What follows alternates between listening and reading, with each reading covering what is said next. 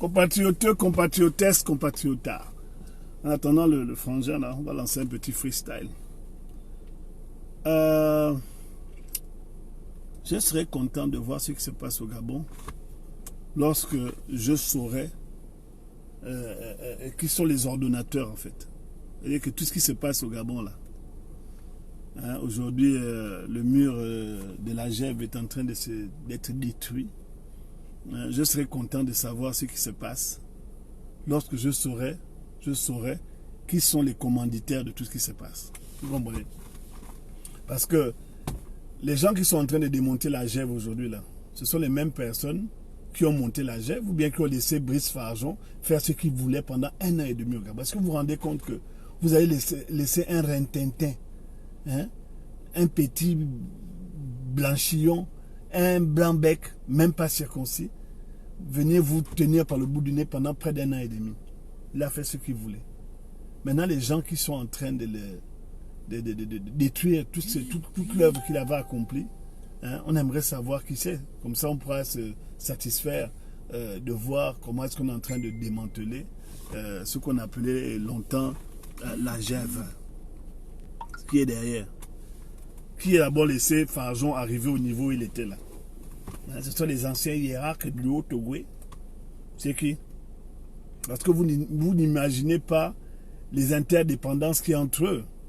Hein? Qu'est-ce qui a laissé Farjon arriver au niveau où il était là, où il venait maintenant vous parler et faire n'importe quoi? Parce que la phrase qui a tué Farjon, qui a montré le sommet de son arrogance, c'est quand il est venu sortir son « qui bouge ». Ça là, je crois que même les gens qui étaient avec lui, se sont seulement dit que non, là, frangin, tu as déconné.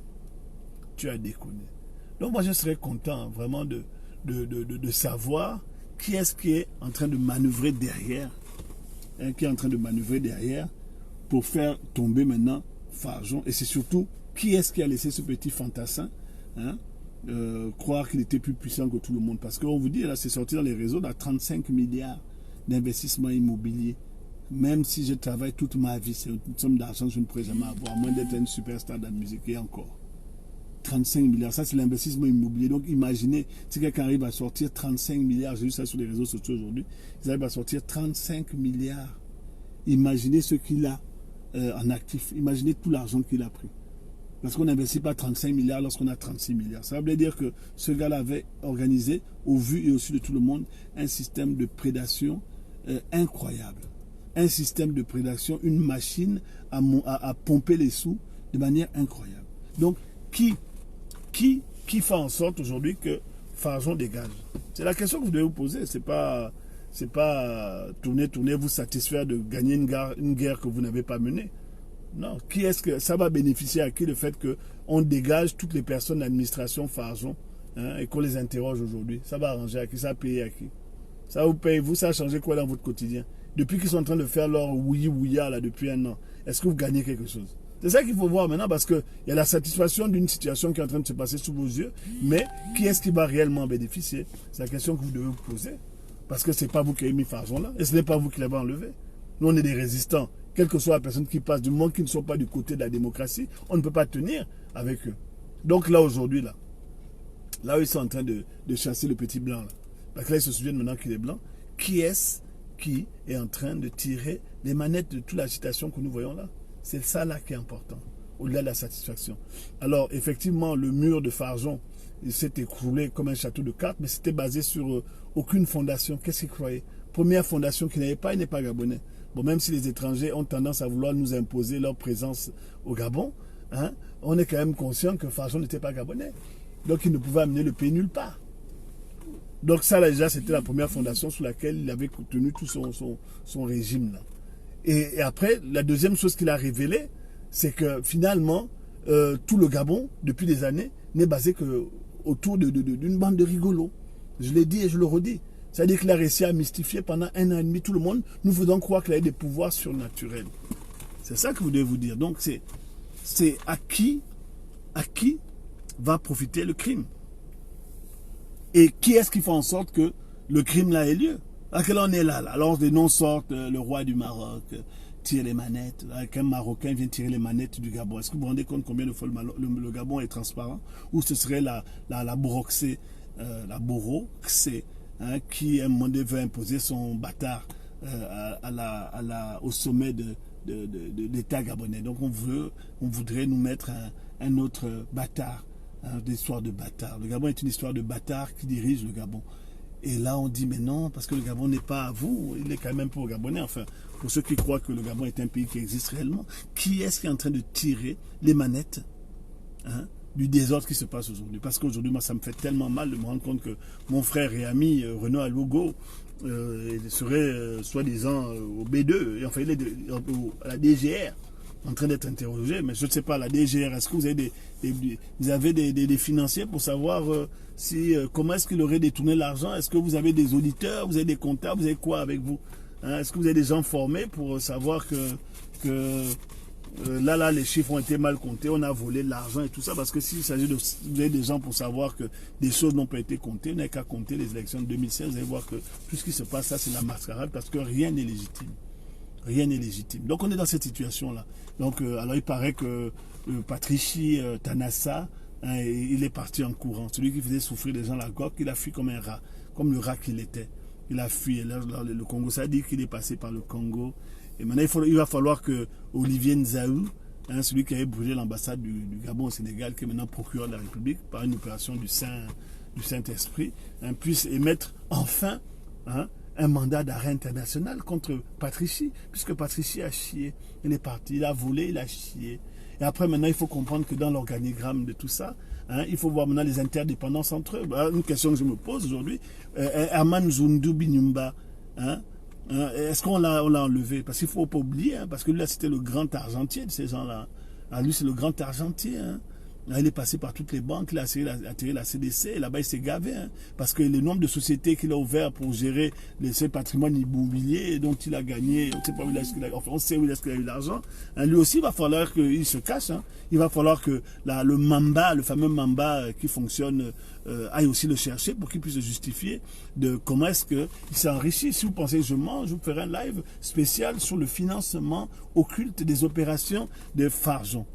Comment est-ce que Farjon a fait? Mais ça m'étonne des gars comme Herman Zundu Binyumba, très intelligent, sorti du lycée de Nzayon, brillant, élève, ayant épousé Abiba Bello Djila, une frangine de la BGD.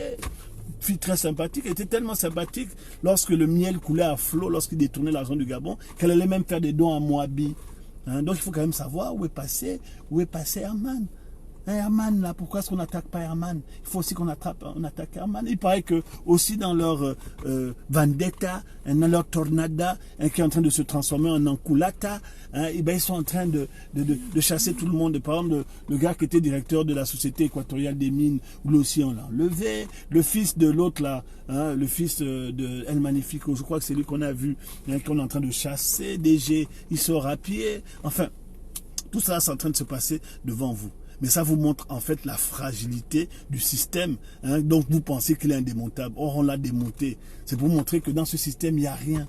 Si c'est Sylvia Bongo Ndimba, elle passe plus son temps à essayer de décongeler son village congelé. Mais sinon là-bas, il n'y a rien. Il y a juste une petite pimbèche qui porte des strings rouges et qui croit qu'elle a le droit de citer de vie et de mort sur les Gabonais. Quoi, Nordine, c'est un petit enfant gâté qui n'a été jamais capable de prouver de quoi il avait été capable. Il a un bar, là, le Sky Bar, qui fonctionne avec les subventions publiques. Ce sont ces gens-là qui gèrent le Gabon, mais il n'y a rien. On vous dit depuis qu'il n'y a absolument rien. La preuve, c'est que Farjon a vu ça, il est venu lui-même, il est venu faire son truc. Et moi, comme je vous l'ai dit hier, ce qu'il aurait dû faire là, quand il était en pleine capacité du pouvoir, c'est zigouiller tous ces gens-là. Et là, peut-être on se sera assis avec Farjon. Aujourd'hui, Farjon a fait preuve de malignité pendant 1 an et demi. Aujourd'hui, il est en train de payer du fait que les anciens lui ont dit, et même les anciens blancs, là, les vieux blancs du Gabon lui ont dit que ça là que tu fais là, nous on n'a jamais fait ça. Si on le faisait à découvert, fais attention, parce que tu ne connais pas ces nègres-là. Ces nègres-là, ils sont comme ça, les négros sont comme ça. Les blancs, ils ont toujours une manière de parler des noirs là. C'est ça le nègre, ils sont comme ça. Et après, ils vont te mettre au bûcher. Ne fais pas ça. Et il n'a pas voulu écouter. Il s'est cru plus supérieur que supérieur. Donc, le démantelage de ce qu'on est en train de voir aujourd'hui là. Est-ce que vous posez la question de savoir qui est derrière? Parce que là, on est en train de se rendre compte qu'il y a une extrême souffrance de la part des parents qui ont bénéficié de cet argent-là, de l'argent des détournements, mais aujourd'hui, leurs parents vont en wagon. ils vont en wagon à la DGR. Ils vont en wagon à la DGR. Vous savez que chez nous, le juge n'a même pas besoin d'ordonner quoi que ce soit. Les gens décident, c'est moi qu'on t'appelle. C'est-à-dire que la DGR est plus importante que le juge et le procureur de la République. Donc la DGR, ils appellent et puis tu vas. Hein. Ça n'a pas besoin de que ce soit un ordre d'une institution plus haute. Hein. C'est comme ça. C'est une république bananière. Donc autant la république bananière a laissé le Tanassa faire ce qu'il voulait, autant la république bananière a laissé le Herman Djindou, le Renault Logo faire ce qu'il voulait, qu'aujourd'hui la république bananière laisse aujourd'hui ces gens se faire convoquer et laisse les gens fuir. Et pendant ce temps, le Fargeon est toujours ministre là. Il est en train de transpirer, il est en train de craquer son string.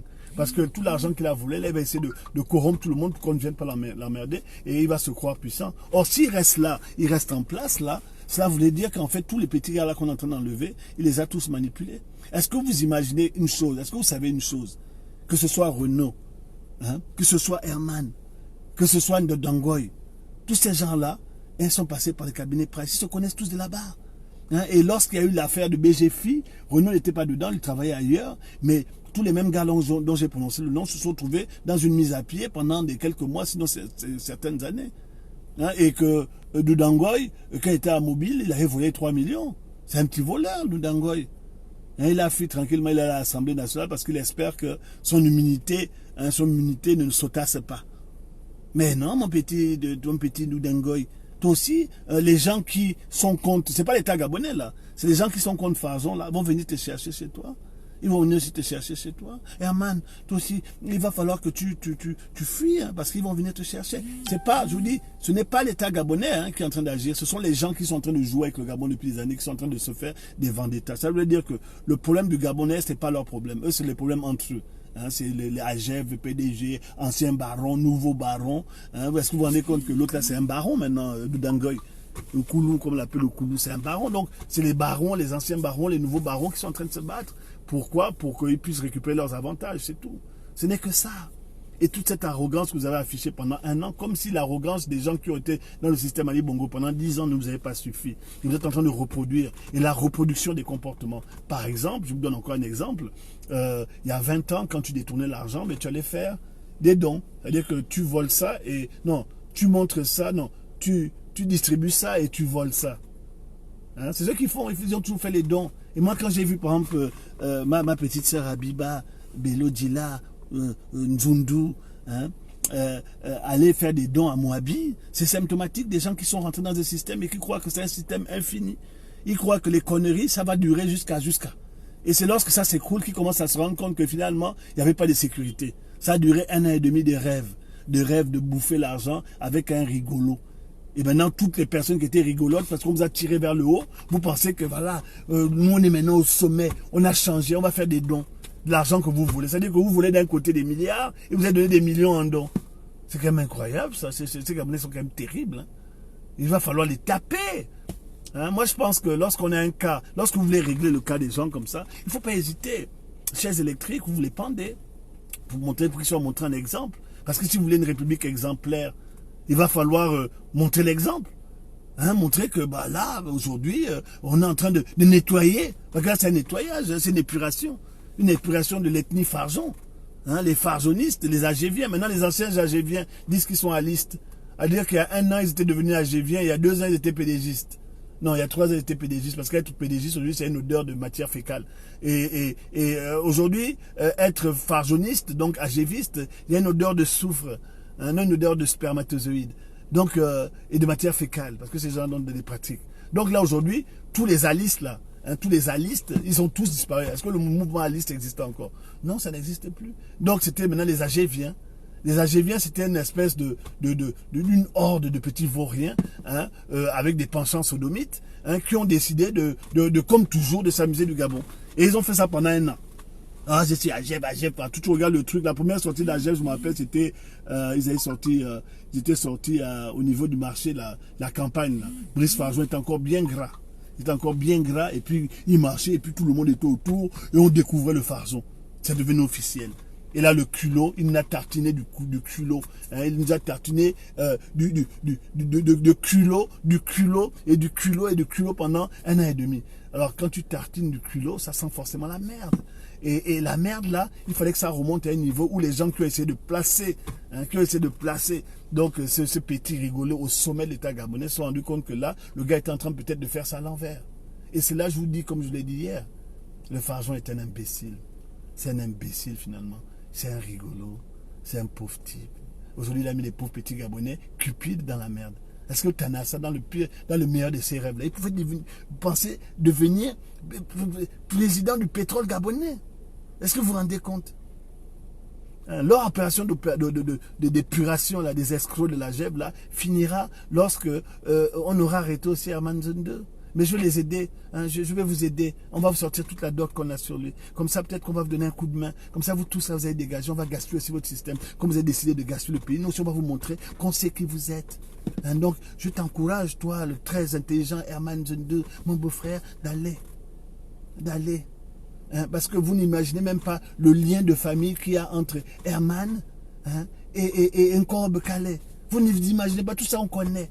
C'est parce qu'on ne parle pas qu'on ne sait pas. Maintenant, si vous voulez qu'on vous dise, on va vous faire un live spécial sur le lien de parenté qui est entre le Premier ministre et Herman.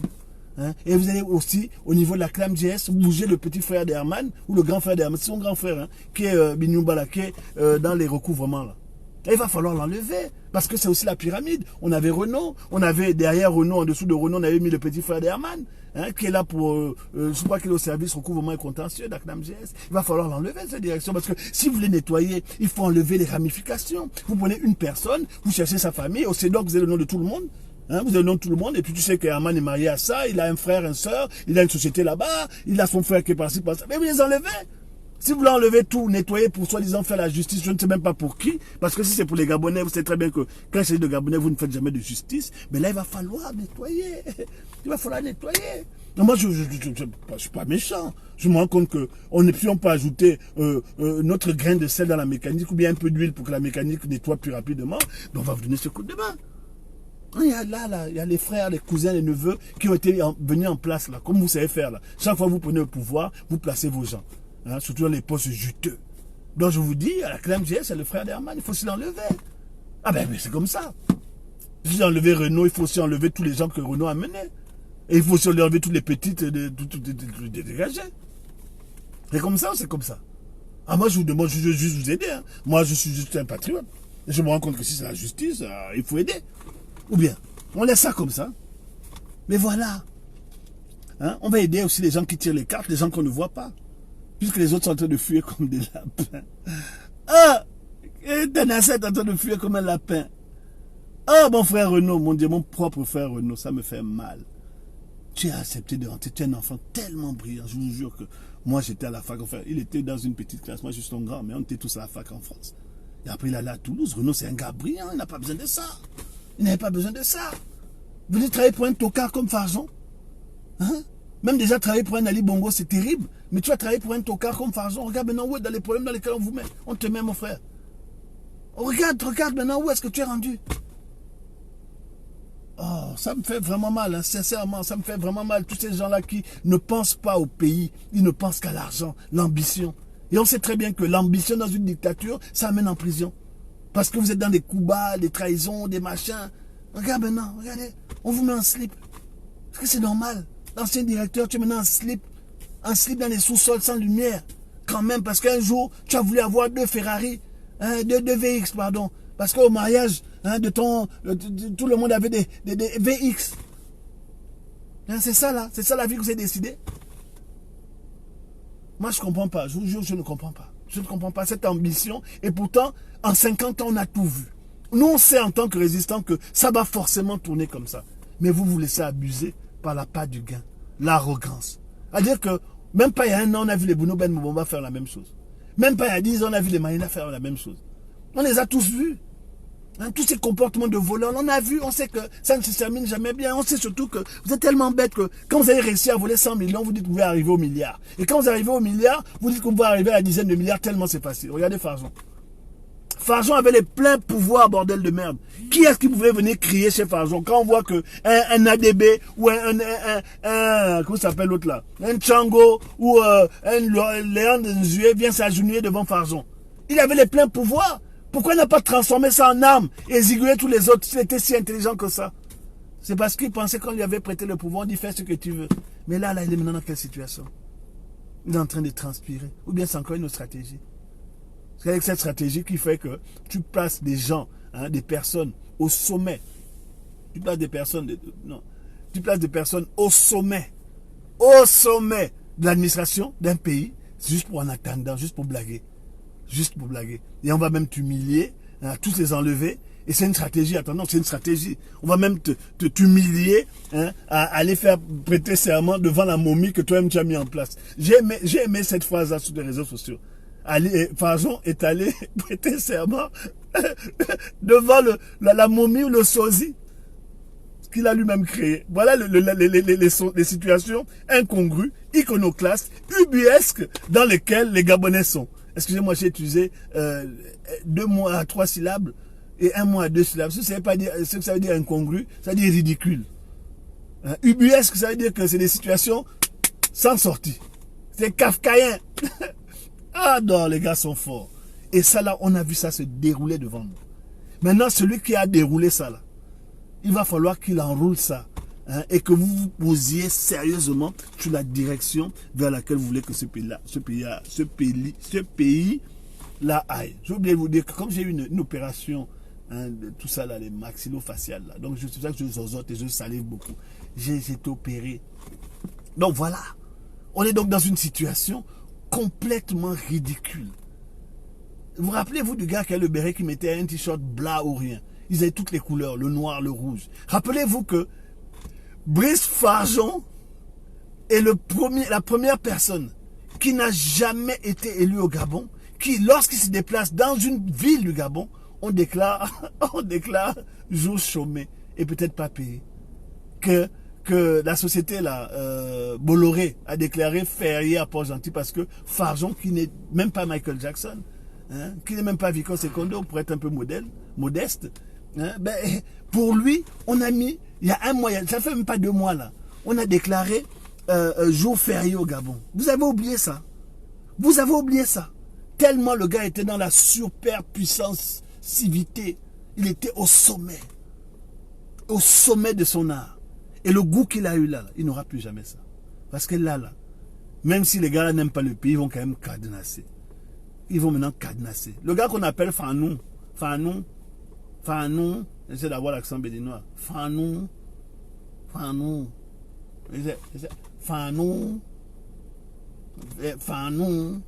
il est maintenant où? Celui qui faisait aussi spécialiste aussi. En général, quand vous voyez un béninois dans le système PDG, soit il y a toujours une rumeur de mysticisme incroyable. Hein, il a toujours des secrets ésotériques. Le gars, il maîtrise l'ésotérisme. Hein, il a le vaudou. Aujourd'hui, il a le OB2. Le OB2, non. Oh, la DGR, excusez-moi, la DGR. Il y a DGR en train d'être interrogé. Pourquoi on ne sait même pas. Ça devient même ridicule. Parce que quand ces gens-là sont montés là, le CEDOC, la DGR savait qu'ils étaient là. Ils ont laissé ces gens monter. Ils les voyaient s'agiter, ils savaient. C'est là que tu te demandes que nous sommes dans quel type de système. Vous ne posez pas ces questions-là. Nous sommes dans quel type de système? Sérieusement. Le CEDOC qui est censé être le KGB gabonais, il laisse tous ces rigolos à monter, faire le désordre, et après maintenant ils les appellent à la DGR pour les interviewer sur leur moralité ou je ne sais pas quoi. Mais quand vous avez laissé ces gens-là monter là, qu'est-ce qui se passait?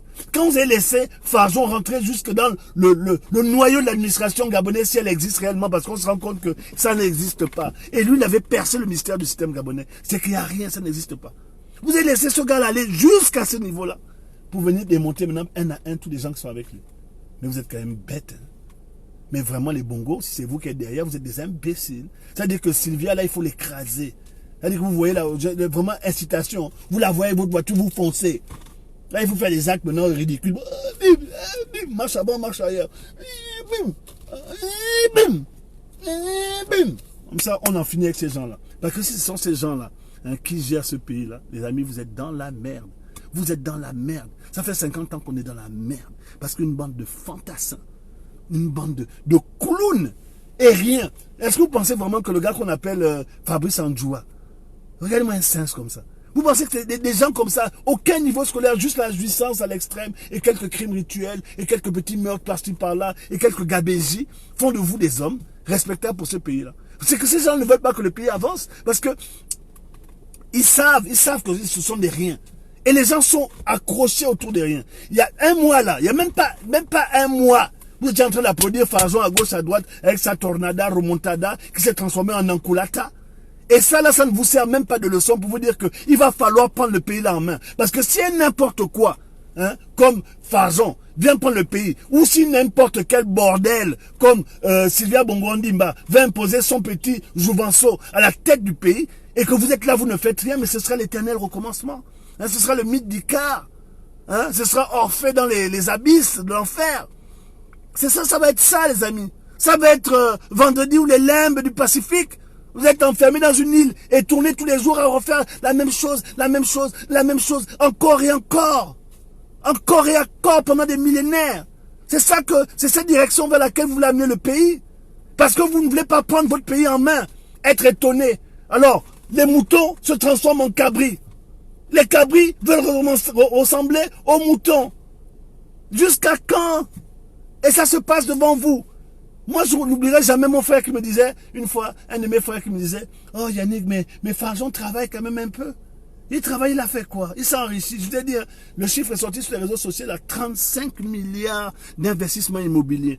Regardez là les 4 plus grosses sociétés hein, d'immobilier à Libreville, si vous voulez vraiment démonter ce que le gars là a fait. Regardez dans les 4 plus grosses sociétés immobilières du Gabon, basées à Libreville, et allez faire dans les comptes, vous allez voir le nom de Farzon. Et là, vous arrachez ces trucs, vous redonnez ça à l'État gabonais. Vous allez aussi voir les choses de Sylvia Bongo-Ondimba, si c'est pas elle qui est derrière, ou d'Akromessi, vous arrachez. De quel droit ces gens-là vont voler l'argent du Gabon et investir avec cet argent et ensuite récupérer les bénéfices ou les dividendes de cet argent? Parce que si vous êtes vraiment en train de vouloir faire le nettoyage que vous faites tous les 6 mois chaque fois qu'il y a un remaniement, ben il va falloir le faire sérieusement. Les gens qui sont derrière, parce que jusqu'à présent, personne n'a répondu à la question. Personne. Qui est derrière toute la petite agitation qu'on voit? Et qui était derrière Farzon qui était en train de... Qui était derrière? Ali Bongo ne suit plus. Il n'a même jamais suivi. Vous êtes en train de donner des capacités surnaturelles à un gogol, un taré, un psychopathe comme Ali Bongo. C'est ce qu'il est. C'est un psychopathe. Vous voulez donner quelle capacité intellectuelle? Le gars qui vit que dans la jouissance. Vous le dégagez. Il ne sert plus à rien. Il n'a aucun pouvoir. Vous pouvez sortir tous les jours les selfies. Oh oui, il a rencontré l'ambassadeur. Demandez à l'ambassadeur ce qu'il a dit avec Ali Bongo. Demandez. De quoi est-ce qu'ils ont parlé? Il a zozoté pendant 5 minutes. Après on a dit bon c'est bon, le chèque est terminé. Tu as ton chèque, tu dégages. Donc la réalité elle va être claire. Qui est derrière? Qui est derrière? Qui est derrière? Qui est venu maintenant démonter le système Farzon? Lorsque vous allez répondre à cette question-là, vous pouvez pouvoir applaudir ou bien pleurer. Parce que lorsque vous allez vous rendre qui est derrière, vous allez vous rendre compte qui est derrière, peut-être que vous allez comprendre que finalement, vous n'êtes pas sorti de la merde. Parce qu'à ce niveau-là, on ne peut pas donner des lauriers à des personnes qui le méritent. Trop parler, c'est maladie.